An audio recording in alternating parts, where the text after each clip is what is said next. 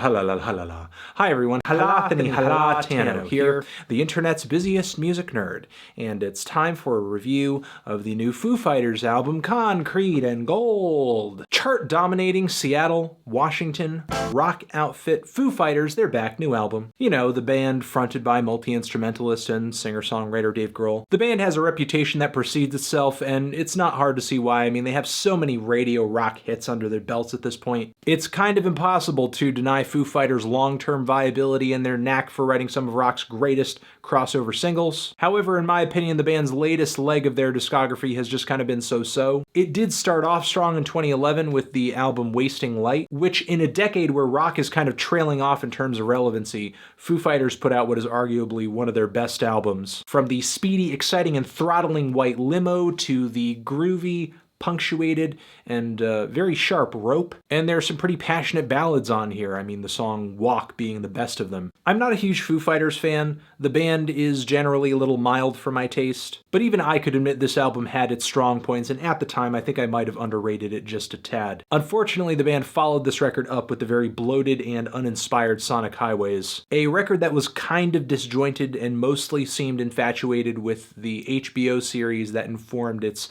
multi-studio recording concept, laying down tracks for each song in a different location, which didn't exactly lead to the sense of adventure that it implies. I mean, it's easily the blandest crop of Foo Fighter songs yet. So I went into this new album over here kind of hoping for some sort of redemption, which could have easily happened given two very explosive and epic singles in the lead up to this thing, Run and The Sky is a Neighborhood, which impressed me much more in the context of the album than they did while attached to their very visually obnoxious music videos. The song Run features numerous, smart, fluid changes, a sparkling, dramatic introduction which eventually gives way to this incredible groove, do-ba-do-ba-do-ba-do-ba, some thunderous heavy guitars, harsh lead vocals which eventually kind of breaks down, slows down into this chorus that is almost like slow-mo in comparison. The instrumental layers at this passage in the song are like sprawling and gorgeous. This is easily one of the most insane and dynamic songs the band has ever thrown together. The song Sky is a Neighborhood is a really passionate slow burner with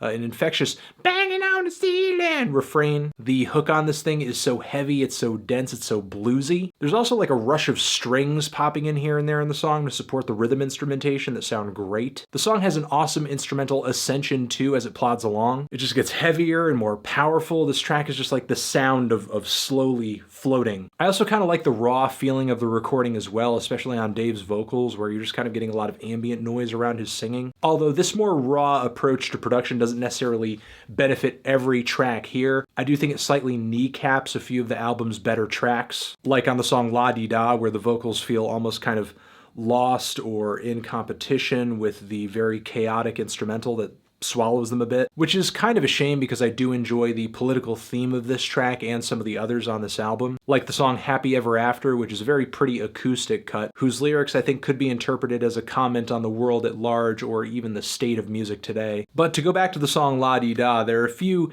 interesting lyrical nods on this track to some pretty experimental and controversial bands like Psychic TV and White House and Death in June. Who says Dave Grohl isn't the musician's musician? But on this La Di Da track, the guitars and drums sound like something out of like a Led Zeppelin song, but without the musical virtuosity or flash to really carry the track or make it exciting from front to back. So at one point in the song, like in the last third of the track, the band just kind of throttles through the track like punk style, which admittedly kind of saves the song. The line, though, in my opinion, is another song that I think the mixing could have just been a touch better. The vocals do feel so subdued on some points during the verse, despite the fact that the tune sounds like it has real single potential. The sound of the song overall just is not bright enough to really make the track pop. To make a comparison, this is definitely not as gratifying as some of the storytelling on the song Arrows, where Dave tributes a lost friend with a very painful set of lyrics, set to some driving but very dark guitar chords. And the emotional pain on this track is one of those things that just kind of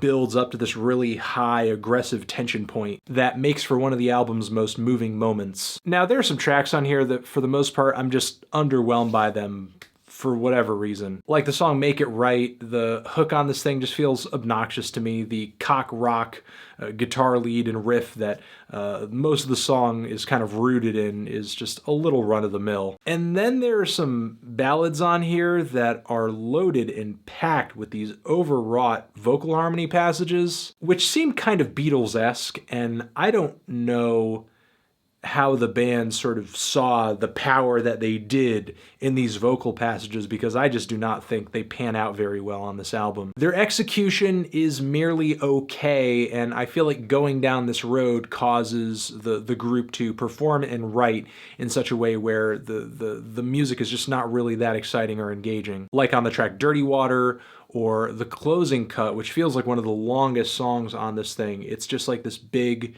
huge, overly dramatic nothing. It's one of the most unsatisfying songs on the entire record. It's so syrupy and boring. And speaking of the Beatles, the Foo Fighters also make the grave mistake of letting the drummer sing on the song Sunday Rain, which not only is underwhelming from a vocal standpoint because, like, Jesus. I'm sorry, but Taylor Hawkins is not as entertaining a vocalist as Dave Grohl. And this track is easily one of the most forgettable songs the band has ever recorded. Overall, though, I will say this album is a pretty decent record. It's a slight bounce back from Sonic Highways. It has a pretty consistently raw aesthetic, some good tunes here and there, but it's certainly not the high watermark that Wasting Light was, which again, maybe if I had been more of a poptimist back in 2011, I would have saw more of the beauty of that album. But unfortunately, this new record over here for me is just kind of falling short. I'm feeling a light to decent 6 on this thing. Transition.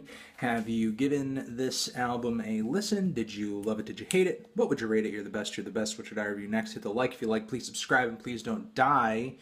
Eat your fruits and veggies and stay hydrated. Foo Fighters, Concrete and Gold. Over here next to my head is another Foo Fighters review, or you can click on the link to subscribe to the channel. I'll catch you guys in the next one. Forever.